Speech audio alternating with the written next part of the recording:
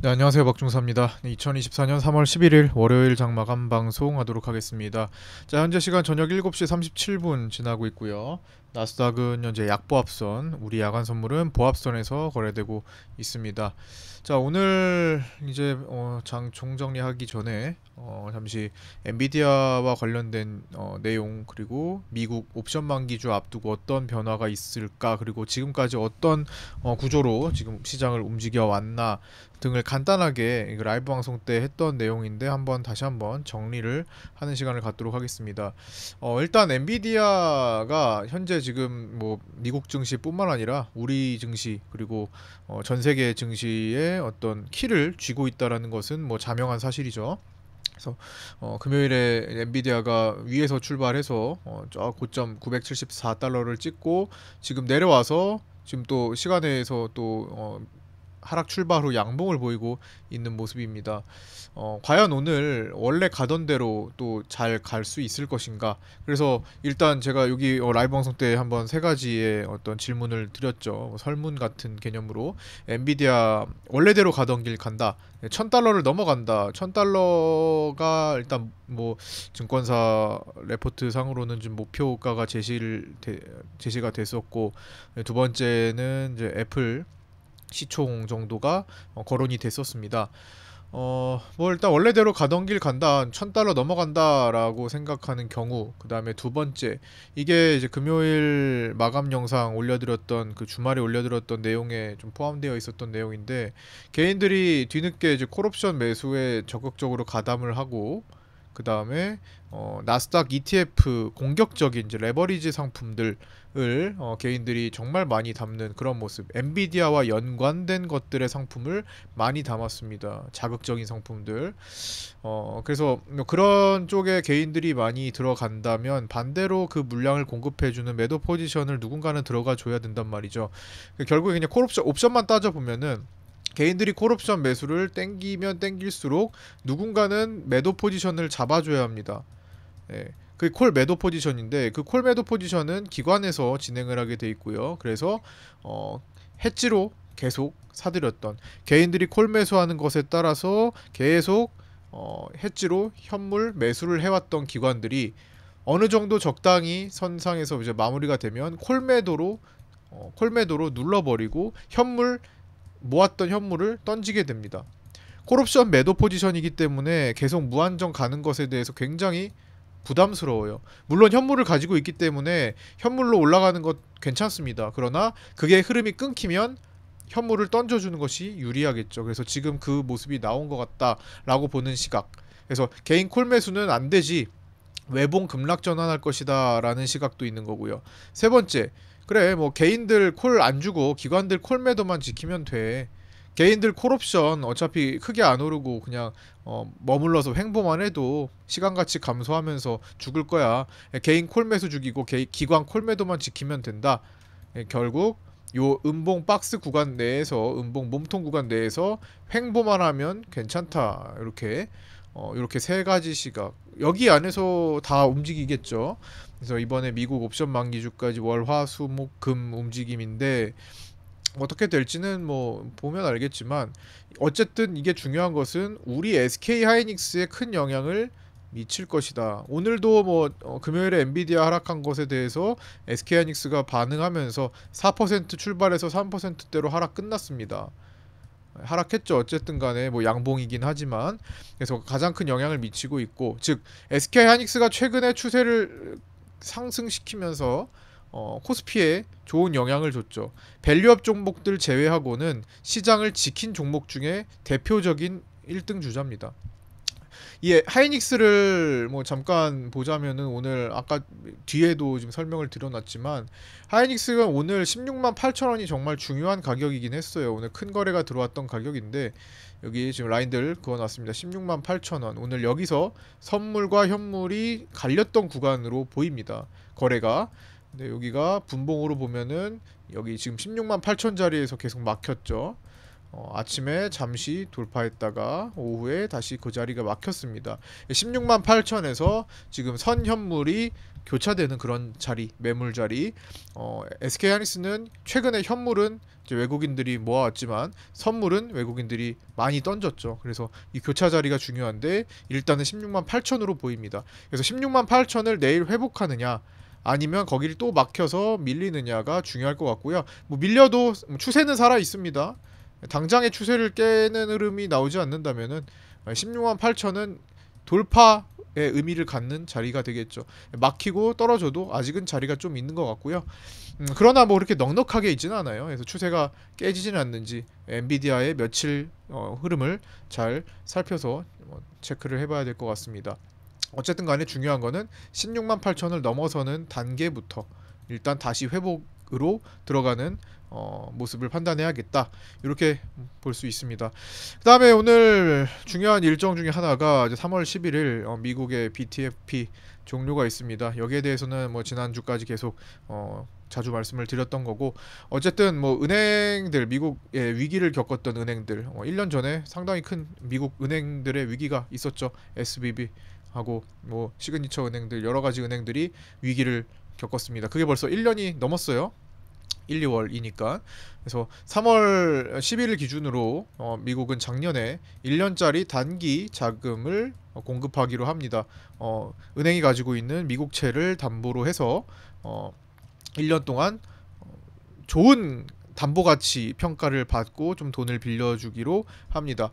그게 어느덧 1년이 흘렀고요. 세월이 이렇게 흘러서 만기 시점이 됐습니다. 연준은 올해 들어올 때 이거 연장하겠냐라는 질문에 연장 안 한다라고 못을 박았습니다. 뭐 마지막에 극적으로 연장을 하느냐 마냐는 뭐 이미 결정이 난 것 같거든요. 뭐 연장 안 하는 걸로 시장은 이미 그걸 또 받아들이고 있고, 어쨌든 일단 지금 현재 나온 연장 안 한다, 지금 만기다라고 생각을 하고 말씀을 드리겠습니다.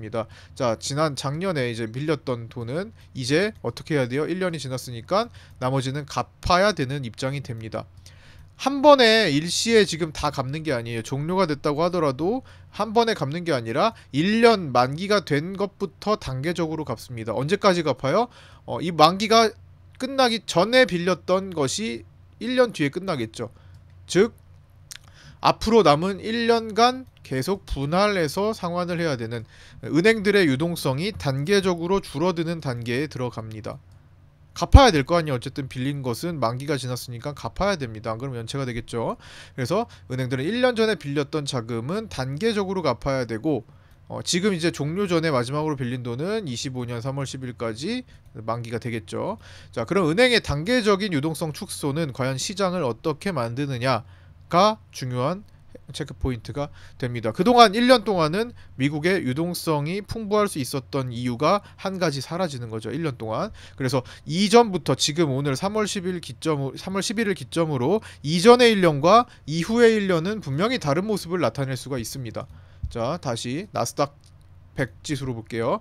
자, 1년 전 23년 3월, 자, 어디죠?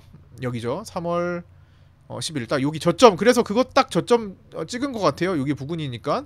자, 여기 맞죠? 여기 3월. 자, 그때부터 1년간 시장 상승을 이끌었습니다. 자, 이때 돈이 풀어졌고요. 다시 지금부터 1년 동안은 지금처럼 지금부터 1년, 그러니까 이전에 1년을 만들었던 내용과 달라질 수 있겠죠. 은행은 돈을 빼서 갚아야 되기 때문에. 자, 그래서 미국 23년 3월부터 24년 3월까지의 유동성 장세가 24년 3월부터 25년 3월까지는 뒤집힐 수 있는 위기에 처했습니다. 하지만 시장은 그렇게 긴급한 아주 뭐 발작 반응을 전혀 나타내진 않고 있어요. 왜? 한 번에 돈이 사라지는 것이 아니다. 만약에 3월 11일에 일괄적으로 그 돈을 갚아야 했다면 시장에서 자금이 먼저 빠지고 또 긴급하게 빠지겠지만, 그런 게 아니라 충분히 시장에서 녹아들 정도로 부분 나올 거다, 적응을 할 수 있을 정도로 움직일 거다라는 시장의 판단이죠. 그래서 지금 요 문제는 이렇게 스무스하게 좀 넘어갈 수 있나 이렇게 싶은 거죠. 그러나 어쨌든 뭐 영래포 자금 또한 상반기에 이제 바닥을 다 드러낼 수 있는 추세를 또 보이고 있습니다. 이거 이외에 다른 증시를 뒷받침했던 이런 긴급 자금들이 다 소진되고 있는 환경이라는 거죠. 예. 그래서 어쨌든 분명히 지금까지의 1년과는 다른 시장이 펼쳐질 상황에 놓여 있게 된 겁니다. 예, 상황이 달라졌죠. 이제부터는. 자, 그런데 변수는 없을까요? 그거 그러면 그렇게 그냥 시장이 흘러내릴까? 1년 동안? 아직 모르죠. 대선이 있습니다. 예, 대선을 고려한 방어책을 연준이 또 내비칠 수가 있겠죠. 지금 파월 의장은 미국 대통령이 누가 되길 원할까라는 질문을 방송에서 한번 드려봤습니다. 다들 아시다시피 바이든을 원하고 있겠죠. 트럼프가 대통령이 된다면 파월 의장은 바로 경질이 될 확률이 높겠죠. 그래서 자리를 지키기 위해 바이든이 되는 것을 원할 겁니다. 이거는 거의 다들 알려진 내용이고, 파월 의장이 그래서 어떻게든 시장을 살려줘야 돼. 지금 미국 증시는 미국은요 우리나라보다 훨씬 더 선거와 증시가 밀접한 관련이 있습니다. 지금 우리가 아무리 이제 이번에 총선을 이제 한 달 앞두고 있는 시점에서 밸류업 프로그램이니 공매도 금지니 해가지고 그다음에 양도세 완화니 해가지고 시장을 살리려고 하고 있지만 직접적으로 표심에 영향을 미치는 것은 미국과 비교를 하면 아주 차이가 큽니다. 즉 우리는 증시가 올라도 선거에 물론 영향을 미칠 수 있겠지만 그게 절대적이지 않다라는 거예요. 증시가 내려도 마찬가지입니다. 근데 그런 결과들이 지금까지 있었다라는 거죠. 근데 미국은 그렇지가 않아요. 그래서 미국은 증시의 초점을 굉장히 증시하고 선거하고 민감합니다. 그래서 시장을 지키려고 하는 노력이 지금 엄청나게 있는 거죠. 이거는 국민들의 최대 보유자산 차이에서부터 나타나는 것 같아요. 미국은 국민들이 대부분 주식을 보유하고 있습니다. 최대 보유자산이 주식이라는 거죠. 초등학교 때부터 금융교육을 하고 주식을 사는 것에 대한 인식을 만들죠. 어린아이 때부터. 미국은 증시에 초점을 맞춘 정책들이 많이 나옵니다. 우리는 국민들의 최대 보유 자산이 부동산에 있죠. 그래서 우리는 부동산에 초점을 맞춘 정책이 더 많이 나옵니다. 다만 이번에는 이제 칼을 좀 뽑은 것 같죠. 증시를 작정하고 부양시키기 위해서 공매도 금지부터 해가지고 지금까지 이르는 양도세 완화, 주식투자 소득세 원위치, 그 다음에 밸류업 프로그램 등 해가지고 이번에는 좀 현실적으로 좀 한번 해보자 칼을 좀 뽑은 것 같습니다. 그래서 이런 상황이다. 미국은 어쨌든 11월까지 금융시장이 좋으면 바이든이 유리하겠죠. 나쁘면 이제 책임론으로서 트럼프가 유리할 거고요. 그래서 파월 의장 입장에서는 바이든을 원한다면 어떻게든 금융시장을 막아설 겁니다. 큰 하락을 하지 않도록 방어해 주려고 노력할 거라는 거죠. 그래서 지금 금리 인하도 미국은 사실 지금 금리 인하를 넉넉하게 할 만한 상황은 아니죠. 고용도 굉장히 탄탄했고 굳이 지금 다른 국가들과 마찬가지로 금리 인하를 해야 되는 그런 상황까지는 아니었습니다. 미국은 아직은 금리 인하 시기로 빨리 가지 않아도 되는, 일단 인플레이션부터 잡는데 노력을 해도 되는 그런 상황이죠. 근데 파월 의장이 얼마 전까지만 해도 어떻게 했습니까? 금리 인하 할 것이다. 그래서 초반에 3월부터 금리 인하하지 않을까라는 시장의 전망이 있었죠. 그러나 지금 벌써 6월까지 늦춰졌습니다. 그것도 더 늦춰지고 더 적게 할 수 있다라는 전망이 생겼죠.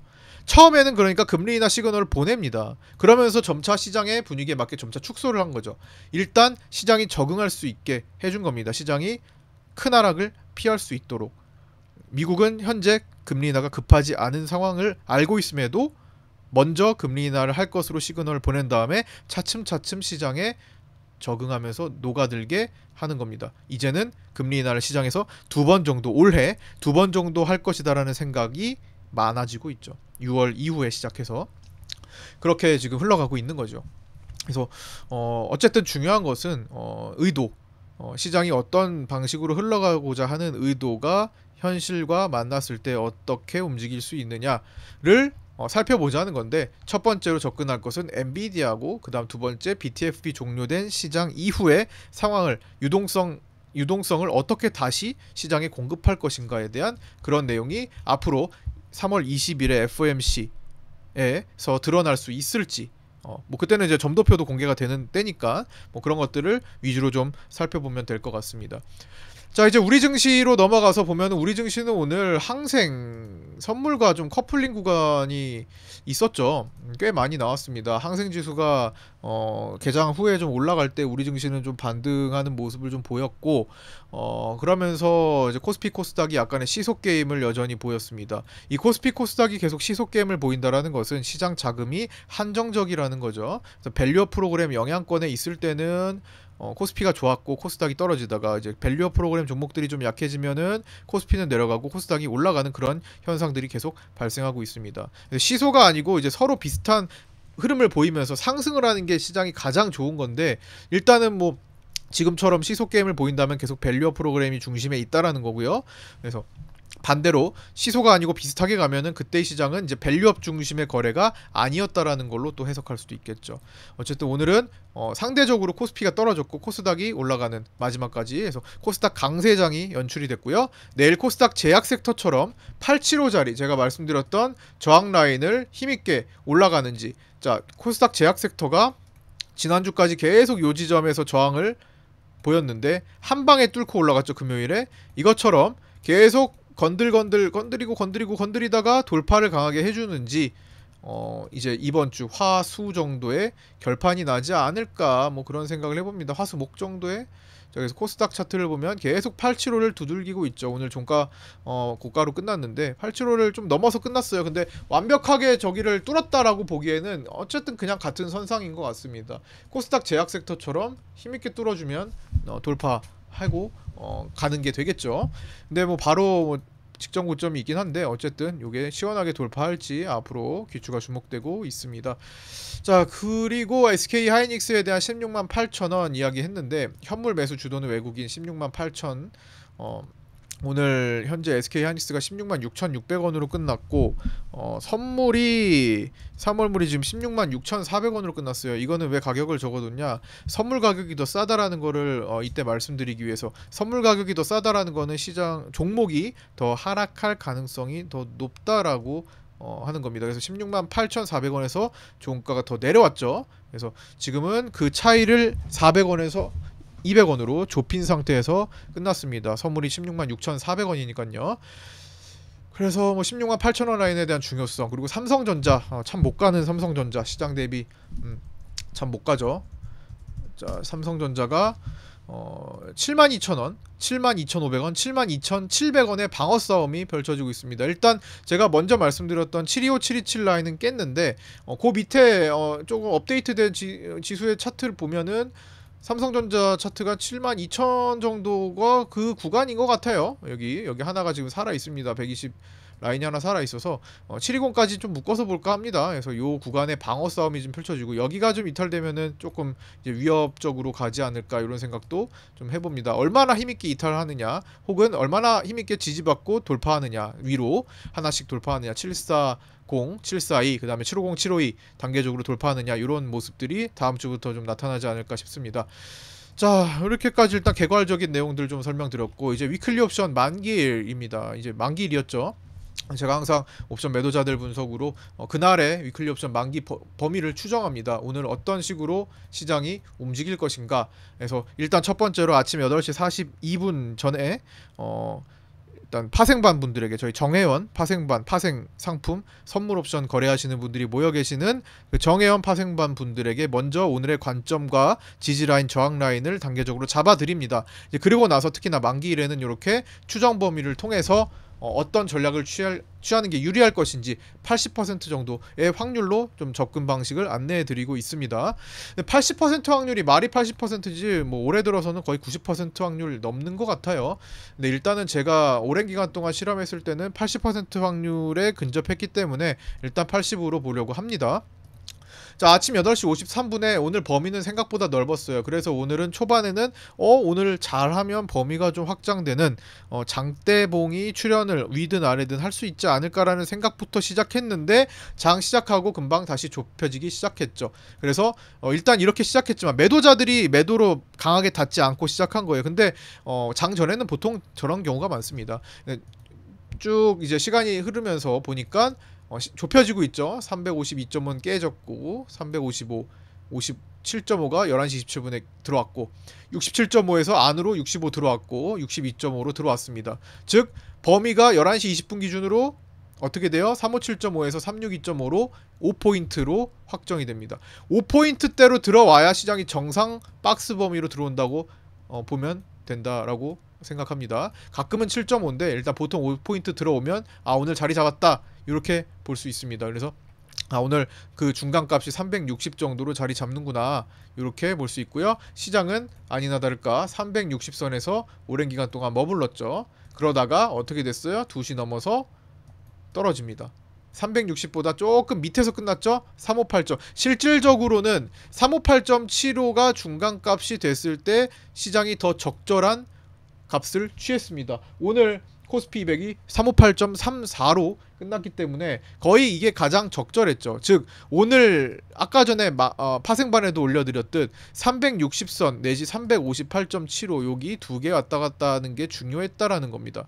그래서 특히나 그리고 이제 2시 제가 적어드린 걸 보시면 2시 이후로는 매도자들이 청산이 일어나면서 범위가 크게 의미가 사실 없어져요. 그러나 어디가 더 많은지 2시 이후에 어떤 쪽이 청산이 더 많고 적은지는 판단할 수 있습니다. 근데 오늘 보니까 품매도자들의 청산이 더 많았습니다. 2시 이후로. 그렇기 때문에 이거는 품매도자들이 자신의 포지션이 조금 더 위협을 받을 수 있을 거라고 생각해서 매도를 매수로 부분 청산을 하고 있는 거죠. 즉 상승보다는 하락 쪽의 무게를 싣고 마지막 장을 볼 수 있었다라는 겁니다. 어차피 제가 장중에 오전에 파생반 분들에게 오늘 올랐을 때 좀 숏포지션 보는 게 유리하다라고 말씀을 드렸고 여기 구간 다시 한번 세팅해드렸고 그쵸? 360.40 세팅을 다시 한번 해드린 적이 있습니다. 요 부근이죠. 그 다음에 오늘 아침에 1차 저항으로 말씀드렸던 요 자리 358.4인데요. 실질적으로는 358.20을 찍었습니다. 0.2포인트 차이가 있었지만 어쨌든 그 부근에서 매수 들어가신 분들 수익 날 수 있었고요. 위에 제가 웬만하면 오늘 좀 같은 박스 구간을 맴돌지만 박스 구간을 맴돈다고 하더라도 뭐 양쪽을 다 보는 것도 뭐 가능하겠지만 둘 중에 하나를 본다면 숏포지션의 무게를 실으시라. 그게 유리하겠다라고 말씀드렸던 내용. 그래서 떨어지는 거 이렇게 흘러왔습니다. 그래서 오늘 제가 이 전략대로 좀 진행하신 분들 오늘 좀 어려움이 있었을지도 모르겠는데 범위가 움직임이 적었기 때문에 조금 성급하게 들어갔으면 어려움이 있을지도 몰라요. 그러나 성급하지 않고 충분히 기다리고 나서 접근을 했다면 또 괜찮았을 겁니다. 그리고 일단 기본적으로 제가 이번 만기주는 1년 미만이신 분들은 좀 자제를 하시라라고 또 말씀을 드렸습니다. 이게 이제 금요일에 올려드렸던 건데 금요일 아침 9시에 미결 30만까지 급증되고 있고 만기까지 경력 1년 미만의 초심자분들은 가급적 이번 만기 싸움 참여하지 않는 것이 좋겠다. 지켜보면서 공부하는 것이 좋겠다. 모의투자 활용하시고 소액으로 하시더라도 소액으로 하시고 외국인과 금투의 한판 승부가 벌어지면서 변동성이 갑자기 커질 가능성이 높아진다라는 의견 드리면서 만기일까지 변동성이 약한다면 만기 다음 주까지 변동성이 커집니다. 그래서 그럴 위험도 있으니까 초심자분들은 가급적 공부하는 시간으로 갖자라고 말씀을 드렸기 때문인지 일단 오늘 충분히 지지라인과 저항라인을 단계적으로 좀 먼저 업데이트해서 봤으면은 수익을 내기 쉬웠던 그런 날 인 것 같습니다만 평소보다는 조금 적은 인증이 있었어요. 그래서 오늘 70만원 여기 보시면 파생반 분들 써주신 거 보면은 여기 중복이네요. 여기 보면은 말씀하신 라인 활용 감사합니다.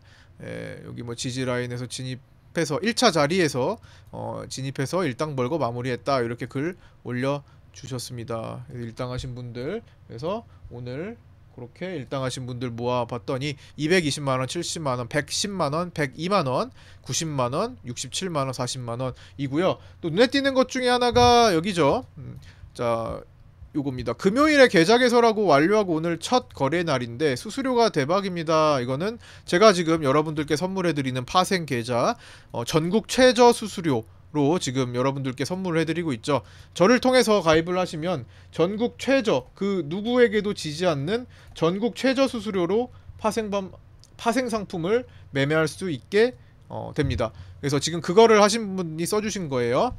제가 제가 연결해드리는 저를 통해서 하시는 계좌는 여러분들이 선물에 대해서 0.0008의 수수료를 받습니다. 다른 증권사 대비 뭐 3, 4배에서 10배에서 12배까지도 차이가 나기도 합니다. 그것만큼 저렴하다라는 거예요.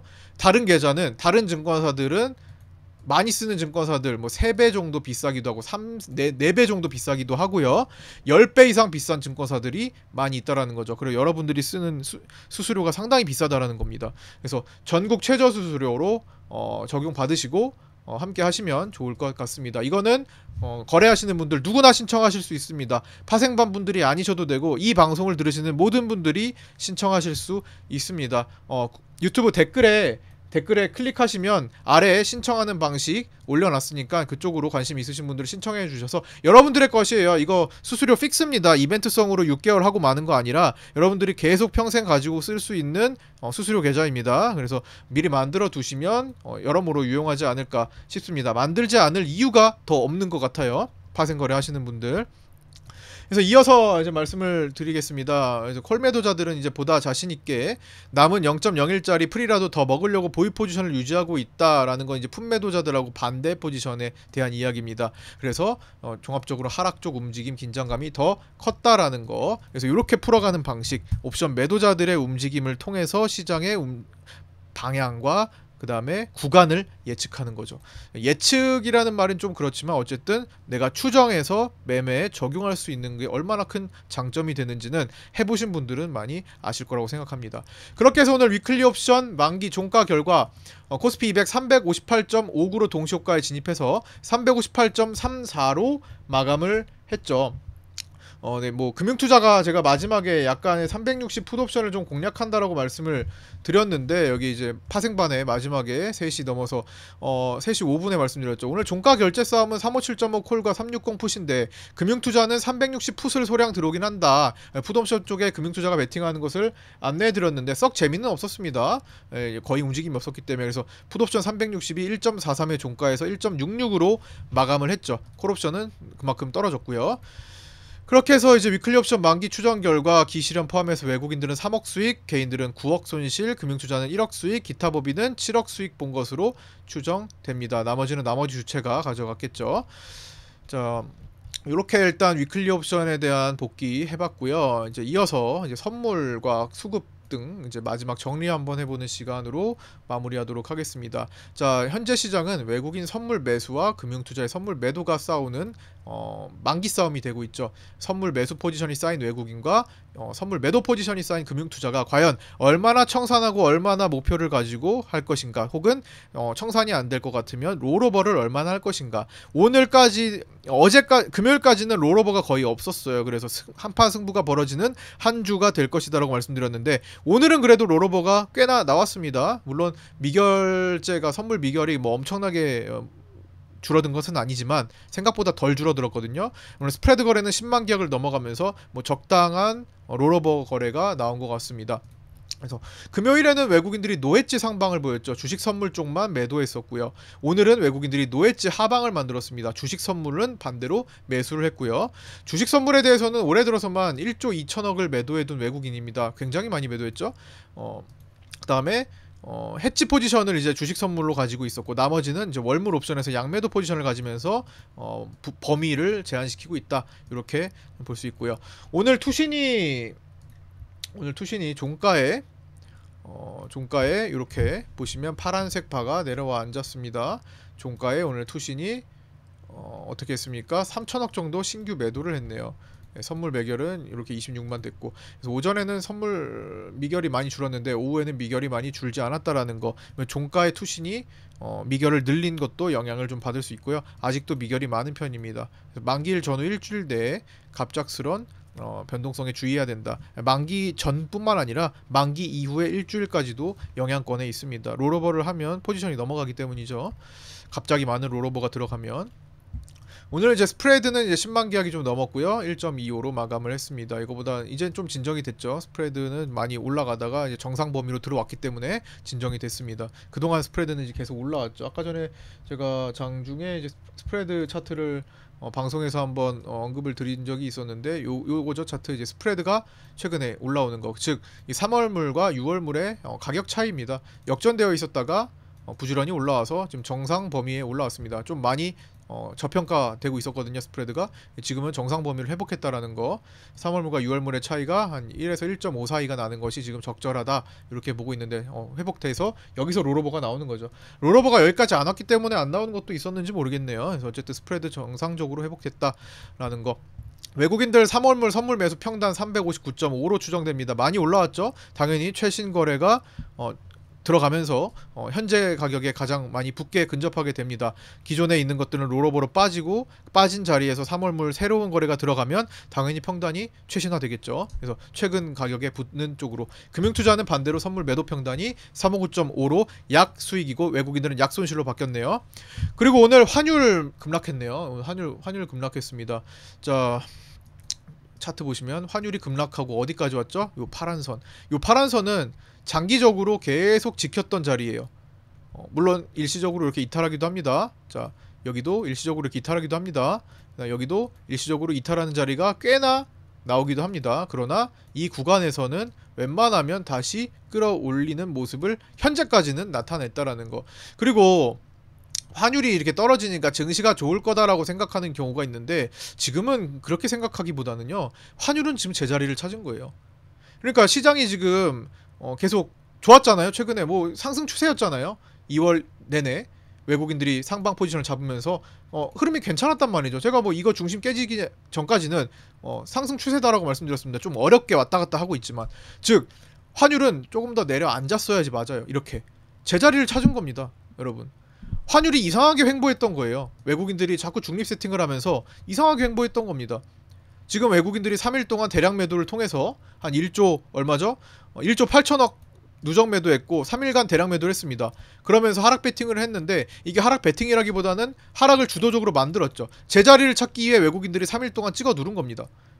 원래 있어야 될 자리로 간 거예요. 환율 때문에 환율이 떨어지니까 시장이 올라갈 거라는 생각은 뭐 다른 이유에서 올라갈 수는 있겠죠. 하지만 환율 때문에 올라가는 건 아닌 것 같아요. 제자리를 찾고 있는데 여기서 더 내려가면 환율의 영향을 받아서 시장은 더 좋아질 수는 있겠죠. 어디까지? 1300 깨고 1290도 깨고 내려앉으면 환율 영향 이제 좀 보겠네 생각할 수는 있겠지만, 지금은 그냥 제자리를 찾은 거죠. 그렇게 보여지고요. 어쨌든 장기적으로 우상향 구조는 아직까지는 유지됩니다. 월봉 보시면 틀이 안 깨졌어요. 흐름이 안 깨졌습니다. 1270, 80 라인을 지키고 올라오면 안 깨졌고, 단기적으로 지금 또 지지라인 구간을 형성합니다. 1300에서 1310원 사이가 저점 구간이 되지 않을까. 많게 가면 1300원? 이 정도를 이제 지키는 또 흐름이 나오지 않을까 싶기도 하네요.